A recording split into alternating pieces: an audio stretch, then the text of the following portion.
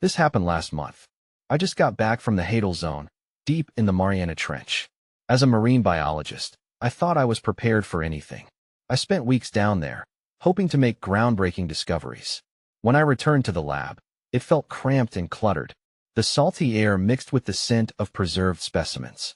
I was exhausted, but couldn't shake off the feeling of what I had encountered. After a long week of analysis, I found something strange. It was a glowing organism, bioluminescent and pulsing with light. It felt almost familiar. A chill ran through me when I first had it under the microscope. There was a frequency it emitted that resonated deep within me.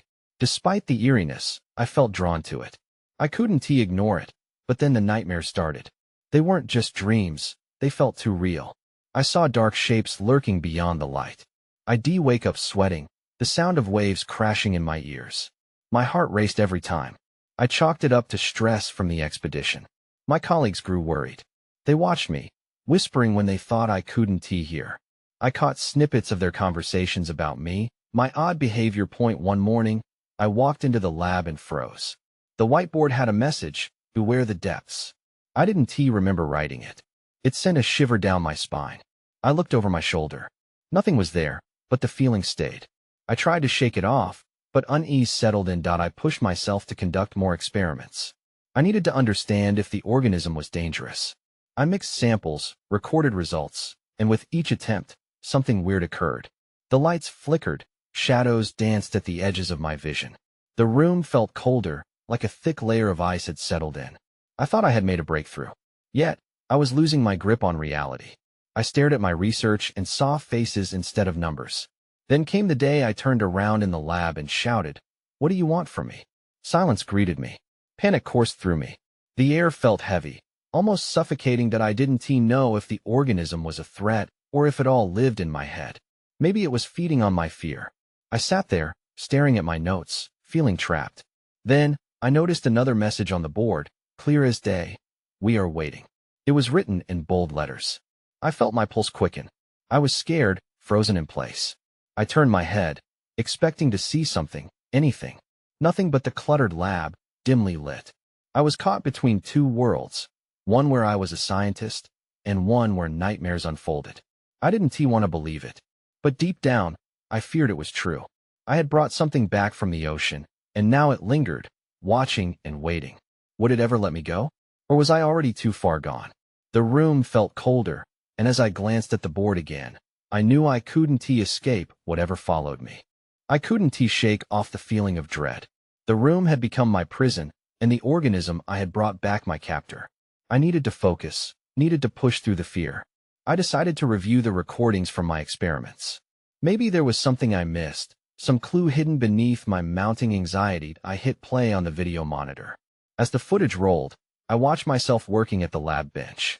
I was methodical, almost robotic, as I mixed solutions and pipette samples.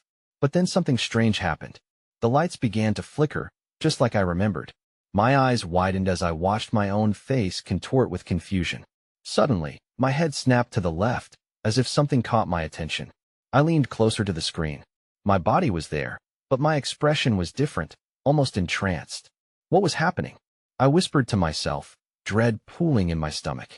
I squinted at the screen, trying to make sense of the chaos. Then, I spotted it. There was a moment when the organism pulsed brighter than before. The light flickered through the lab, casting shadows that danced erratically. I hadn't noticed it in real time, but in the footage, it appeared to ripple beyond its glass chamber. As it pulsed, the air thickened around me. My heart raced at the bizarre connection I felt. Just then, the power cut out. The video screen went black. I fell back from my chair, nearly knocking it over. My breath hitched as I realized I was not alone.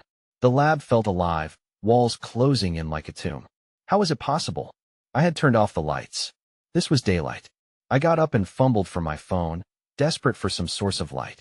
When the screen illuminated my surroundings, I saw it again. A dark shape lingered in the corner, moving with a fluid grace that sent a chill through my veins. Maybe it was a trick of the low light. I blinked hard, willing my mind to clear. "Hello?" I called out, my voice trembling in the silence. The shape didn't respond. It just hovered there, shifting slightly. Whatever it was felt powerful, almost sentient. "What do you want from me?" I repeated, my voice barely above a whisper this time. The air felt electric, drawing me to it despite my fear. Just then, the lights flickered back to life, harsh and sterile. The shape vanished, leaving me gasping for breath.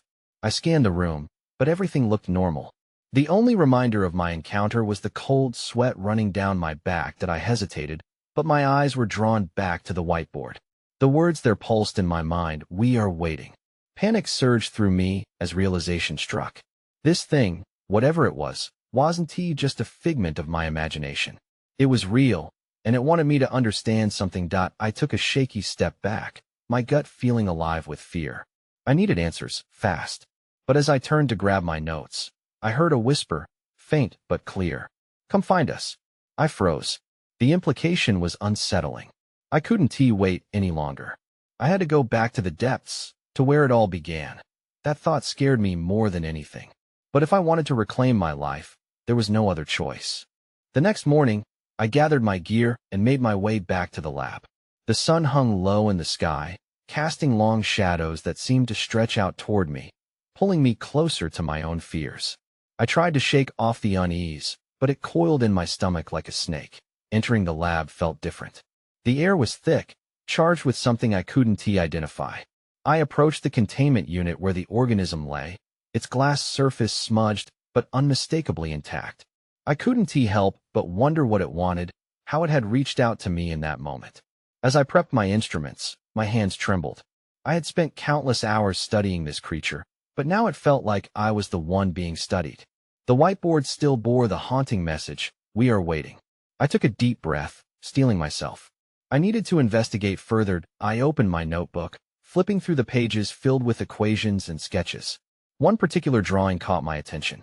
It was an outline of the creature, surrounded by scribbles about its bioluminescence and possible interactions with its environment.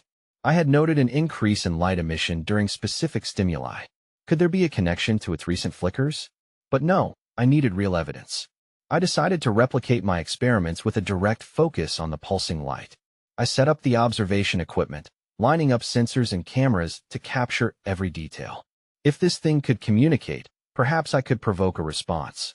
After setting everything in motion, I felt a slight vibration against my leg. My phone buzzed in my pocket. It was an alert from the deep-sea sensors I had deployed a month ago. My heart raced as I opened the message. It flagged an anomaly. Something unusual had come back from the deep. Without thinking, I tapped the link. The screen initialized a diagnostic report, and my breath caught as I read it. Evolutionary change detected.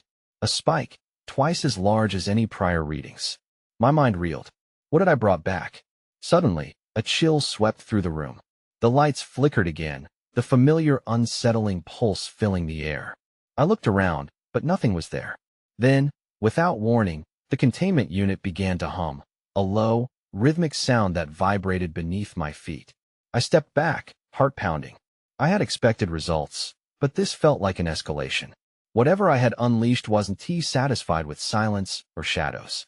It was demanding to be seen, understood, or perhaps even freed. Screams echoed in my ears, remnants of all the thoughts and fears I had tried to suppress. I felt a pull, as if the organism's energy was beckoning me closer. My hands shook as I reached for the unit, heart racing with both dread and fascination. That when I saw it, a fracture in the glass, a thin line spidering out like a web. My breath escaped me as I took a step forward. I needed to know what lay beyond that barrier, but now the stakes had changed. If it broke free, what horrors awaited? A loud crack echoed through the lab, snapping my thoughts. The fracture widened, and my lungs tightened with panic. I had to act. Just as I turned to grab my things, everything went dark again, and a sense of finality enveloped me. Then the whisper returned, louder this time, echoing in my mind. "Find us." I stood in the darkness, my breath heavy in the quiet. The lab's emergency lights flickered on, throwing shadows that danced ominously against the walls. I felt the weight of the fractured containment unit pressing on my mind. Whatever I had unearthed was close to escaping. The hum from the unit grew louder, almost alive. I backed away, my heart racing. This couldn't just be a fault in the machinery.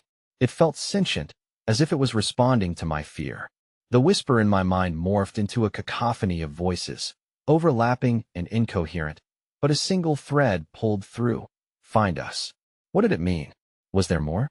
I had studied this organism for weeks, but I had no idea what else might be hidden. The readings from the deep-sea sensors nagged at me.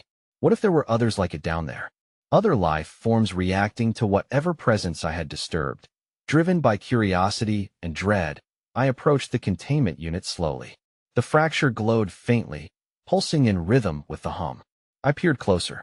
That's when I saw it again.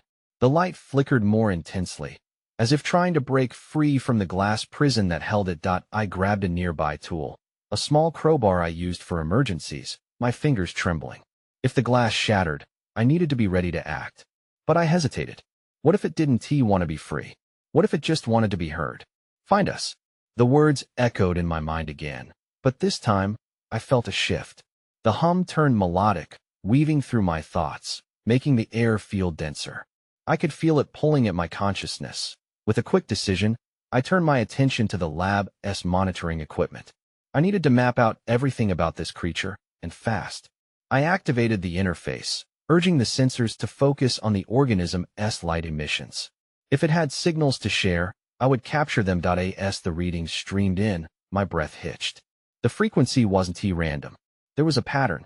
It pulsated in a complex rhythm, one I recognized. It mirrored the pulse of the ocean currents, the very waves I had studied countless times. The messages were there, hiding in plain sight, but my eyes widened. Whatever this creature was, it wasn't just conveying a single message. It was a network. I quickly jotted down the patterns, realizing they were almost resembling coordinates. But then, a deeper noise reverberated through the lab. It wasn't just the organism. Something else was present. I glanced at the door.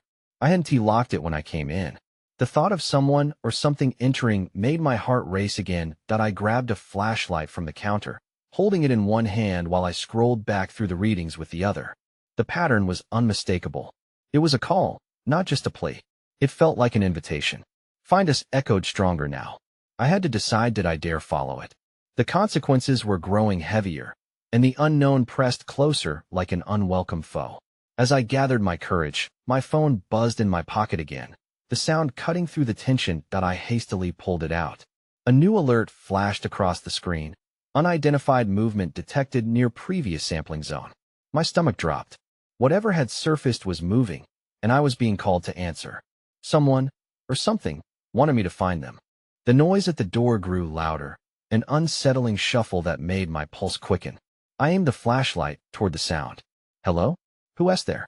My voice trembled, but I clung to the flashlight, praying it would offer some sort of protection. Silence lingered for a moment, then the door creaked open. I steadied my breath, heart pounding. Shadows spilled into the lab, and I could barely make out a figure standing just beyond the threshold. Is anyone in here? A voice called, low and cautious. I didn't recognize it. I'm in here. I managed, my throat tight. The figure stepped closer, and I tilted my flashlight to reveal a tall man in a dark jacket. His face was partially obscured, but I could see the tight lines of concern etched across his brow. Good.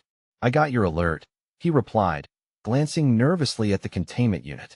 He moved hesitantly toward me, eyes darting back to the machine. What happened? You triggered something? I lowered the flashlight slightly, trying to comprehend why this stranger was here. I was just trying to gather some data on the organism. But there's something odd happening. His expression shifted, a mix of fear and fascination. Is it alive? I nodded, my gaze drawn back to the containment unit. The hum had intensified into an almost harmonizing chord, resonating through the walls. It's more than alive. It's connected to something else. I think they're SA pattern. Signals. Signals? He echoed. There was a glimmer of worry in his eyes. Before I could answer, my phone buzzed again, this time vibrating furiously. I pulled it out, startled. Another alert flashed. Prototype breach imminent. I felt my stomach drop. The implications crashed over me. We need to get out of here now? I shouted, but the man didn't move. He was frozen, his gaze still locked on the fractured unit. No, wait. His voice was low. We can't leave. We have to find out what it wants. Are you insane? Panic laced my tone. It wants to escape. We have to go. But then he took a step toward the unit, entranced by the light pulsing through the cracks. It may be communicating. There could be something important we're missing. I couldn't think straight. My instincts screamed at me that we were in danger. I turned back to the lab's main screen, scanning the data again. The coordinates danced across the interface, tempting yet foreboding. Was it a warning? An invitation? Suddenly, the hum erupted into a deep, resonant sound, vibrational and thrumming. The lights flickered violently, shadows expanding and retracting like the waves of the ocean. I could feel the energy in the air, heavy and thick. Then, without warning, a spine-chilling roar echoed through the lab. My heart sank. It didn't sound human. The memories of deep-sea diving returned, the dread of uncharted waters flooding my mind. Something was down there, and it wanted to be found. Get back! I yelled, but before I could react, the ground beneath us shook. The containment unit trembled violently, and that's when I saw it. A dark shape began to emerge through the cracks. It slipped through the cracks slowly at first, a mass of glistening black tendrils swirling in the dim light. Just as panic surged within me, the tall man took another step forward, his face now bathed in the eerie glow. Do you see that? It's incredible. He breathed, almost in awe. Stop! Get away from there! I shouted again, my voice tightening. The tendrils pulsed with a strange rhythm, as if they were alive, drawing energy from the air itself. It's a breach. We need to leave. But he didn't listen. He leaned closer, whispering, what if it's trying to connect? I felt heat rising in my chest. Fear and frustration tangled together. A connection? I laughed harshly, backing away. It's more likely trying to suffocate us. Suddenly, the vibration changed, a low groan emanating from the containment unit as one of the dark tendrils reached out, inching toward the man. My heart raced. This wasn't fascination. It was a warning that he was transfixed. I couldn't see his eyes, but his body language told a different story. It was as if he was being hypnotized.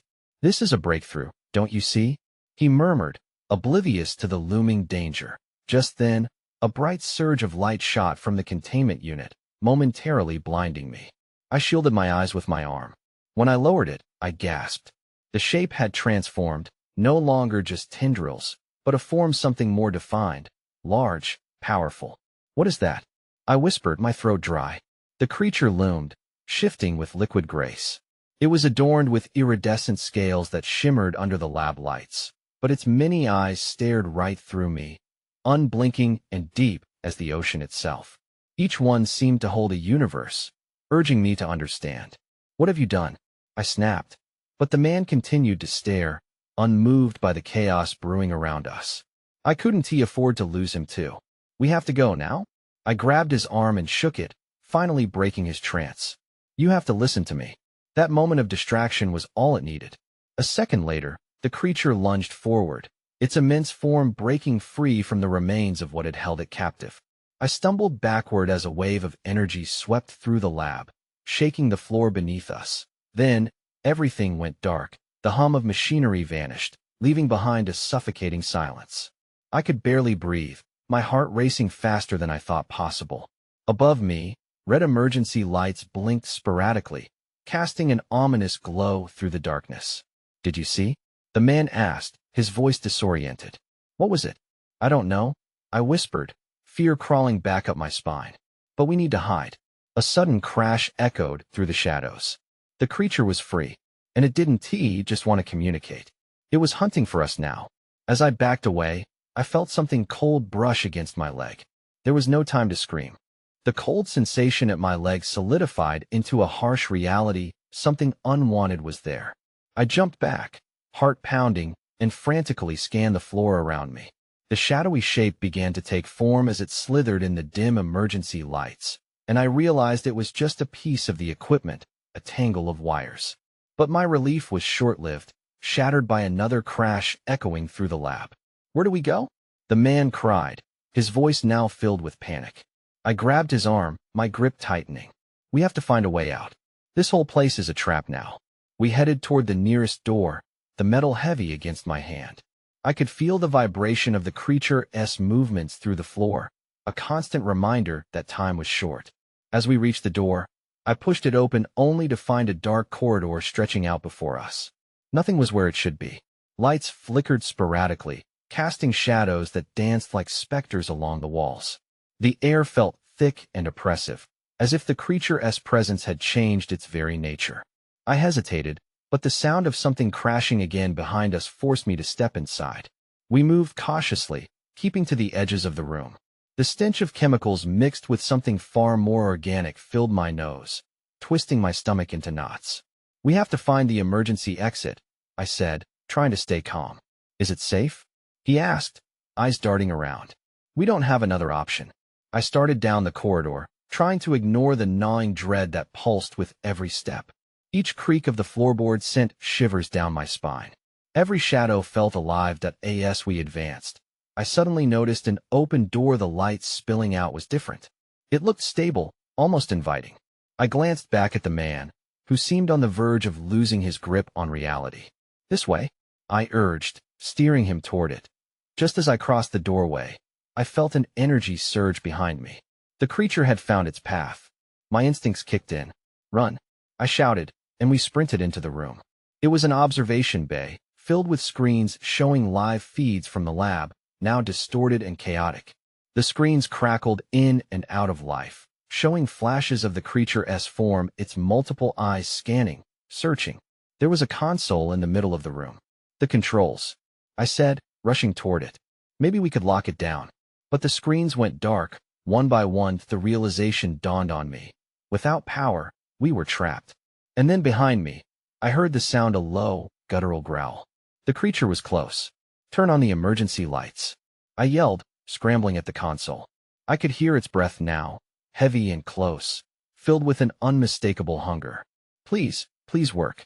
Just as the lights flickered back on, illuminating the space, I caught a glimpse of it, a shadow with scales shimmering in the harsh glow. It was watching us. That's when I saw it. It wasn't just watching, it was learning. My heart sank. If it was studying us, it had a plan. I turned to the man. "We need to find a weapon or a way to trap it, fast." But as I spoke, I realized we might already be too late. I barely finished my sentence when the screens flickered again, each one showing a different angle of the creature as it writhed in the darkness. My heart thumped in my chest, drowning out all other sounds. It was getting closer, and every instinct screamed for me to flee. "Get behind the console," I urged as I ducked down, pulling the man with me. He hesitated for a moment, eyes wide, before following my lead.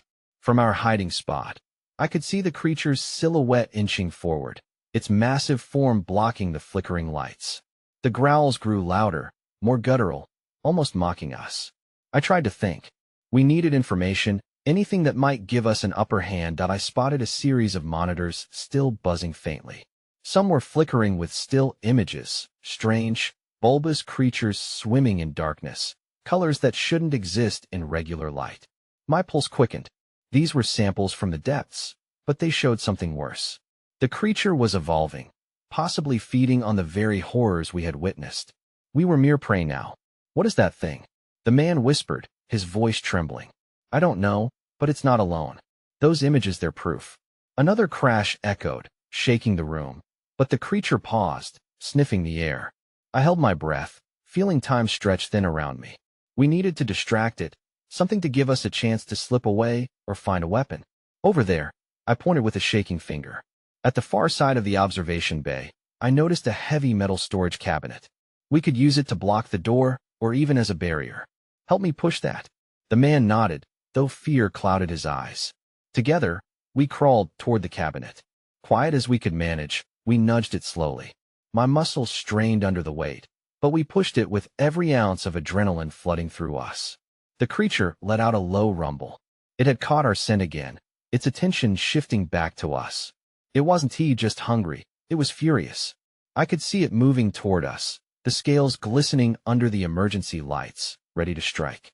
"Faster," I hissed, panic clawing at me. We finally shoved the cabinet into position, wedging it against the door just as the creature slammed against the other side. The impact rattled our bones, but we hadn't bought ourselves much time. Behind us, the screens flickered still, but a sinister change was unfolding. A new image began to emerge, a deep-sea creature, unlike anything I'd seen before. It had multiple limbs, every one encircling a familiar shape. I turned my head, a chill racing down my spine. That's one of the research divers. The creature had kept trophies, specimens from its disturbed territory. There was no telling how many lives had been snuffed out before us. We need to go now? I grabbed the man's arm again, ready to bolt once more. But just as I turned toward the nearest exit, the ground shook again, and the lights dimmed once more, plunging us into near darkness. Then everything went silent. Something was changing in the shadows, and I could feel the eyes of the creature locking onto us. I held my breath, frozen in the dark. Every instinct told me to run, but I couldn't move. I wanted to scream, but the noise was swallowed by the shadows. The silence stretched, the weight of it pressing down on me harder than the destruction that had just happened. Then, a deep, echoing growl broke the stillness, trembling through the metal walls. The sound was a low rumble filled with promise of violence. I dared to glance at the man beside me. His eyes were wide, reflecting fear, and mine mirrored his eye in that moment. A flicker of light burst from one of the monitors, briefly illuminating the room. I caught a glimpse of the creature's endless limbs, coiling like serpents in the dark. My stomach twisted at the sight. We were not just in danger. We had wandered into the lair of a predator. "Look," I whispered urgently. "There's an emergency exit over there." I pointed toward a glowing sign just above the chaos. It was our only chance. But as I moved to crawl, the creature shifted, and I felt the air grow heavy. I could sense it drawing nearer, and the instinctive urge to hide consumed me. The creature's silhouette merged with the shadows, but I could feel its gaze, an intense heat piercing through the darkness. On three, I mouthed to the man, who nodded, gratitude mixed with panic in his eyes. 1, 2, 3. I pushed myself forward, praying we could make it before the creature struck. We crawled as fast as we could, hearts pounding in sync with the creature's persistent growls. The emergency exit seemed impossibly far, and the sound of the creature close behind urged me to move faster. I could feel the ground shake beneath us, like an earthquake in a slow-motion nightmare. Just as we reached the door, a massive limb shot out from the shadows, slamming into the ground mere inches from us.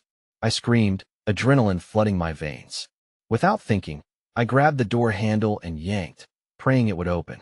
To my disbelief, the door swung wide, revealing a dimly lit corridor. "Go," I shouted, pulling the man into the hallway as we stumbled through the opening. The door slammed shut behind us, and I pressed my back against it, panting, but we had little time to rest. The guttural growl from beyond the door rattled it, fury emanating from the creature as it realized we had escaped. My eyes darted around the narrow corridor. There were no visible exits, just shadows stretching toward us. "Which way?" the man panted. I squinted, trying to make sense of our surroundings. A flicker of light down the hall captured my attention. "We should check that way." As we hurried toward the light, the hum of distant machinery brought some misplaced comfort. But it was then that I noticed something on the floor, a trail of something slimy, leading deeper into the corridor. "Is that blood?" I asked, my voice a hushed whisper. I felt a chill creep up my spine. The trail led us directly into that flickering light, where the shadows danced and twisted ominously.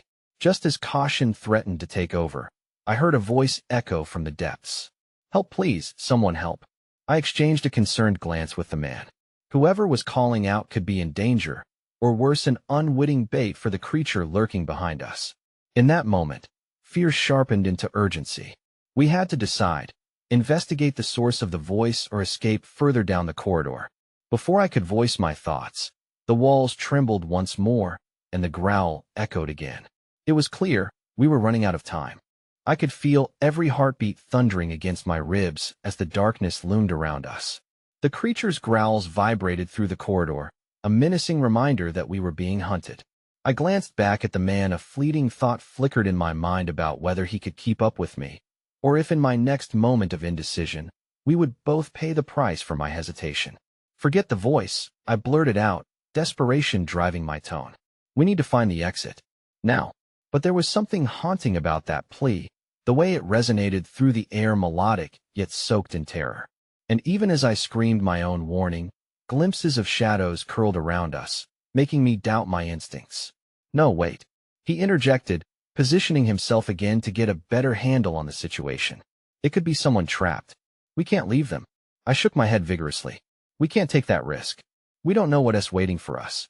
Concern mixed with dread settled over us as the guttural breathing echoed closer. The trail of blood glistened in the dim light, twisting toward that flickering glow where the call for help had come from. Whoever was there, I feared they might have already suffered the creature's wrath. Yet, in a moment of defiance, he turned, determined to move toward the sound. I felt the pull of curiosity, horror flooding my veins. "We're not free yet," I yelled, but he had already darted toward the flickering light. "No." I hesitated, torn between my instinct to flee and the desperate need to follow him. The corridor pulsed with fear as the creature's growl deepened, reverberating through the walls like a cursed heartbeat. "Help!" came the voice again, more urgent, like a tether pulling at my soul. Yet my heart sank, knowing what might lie in wait. Against every instinct, I moved towards him. "Stay close," I hissed, slipping in behind him as he cautiously approached a rusted door. He held his breath, gathering his resolve, and then pushed it open slowly. The lights flickered inside, revealing a chamber filled with frantically buzzing equipment. Monitors displayed various live feeds, showcasing rich depths of the Mariana Trench I had once explored, but now the screens revealed something else, a twisted amalgamation of the noises and shapes I had come to associate with that creature. "Is anyone in here?" he called, his voice trembling. Inside, we found a young woman, shackled to the wall, panic etched across her face. "Please, don't leave me," she cried, tears glistening in her eyes. "Just hold on, we'll get you out," my companion urged, moving toward her. "Can you loosen the restraints?" But as soon as he approached, the lights flickered wildly, and shadows inched toward us again. The creature's growl had shifted from rhythmic to a predatory snarl, forcing the air from my lungs. Its massive presence rumbled right behind us. "Get away from her," I shouted, panic boiling over me as the creature strained against the walls. Sensing the vulnerability that I lunged forward, a surge of adrenaline rippling through my body. I braced myself, looking for anything to help. I seized a nearby tool, sharp, metallic. "I'll cut her free," I shouted to the man, even as every nerve screamed for me to run. "Do it," he urged. I moved to the girl, who was trembling. The shadows curled closer, vibrant and alive, almost mocking us. I could feel the creature's intensity peering through my soul, a dreadful hunger whispering in my mind. "Focus," I told myself, and I pressed the blade against the restraints, forcing it through the bind's material, my hands shaking. With a final, desperate snip, the restraints fell away. The girl collapsed into me, sobbing as I caught her.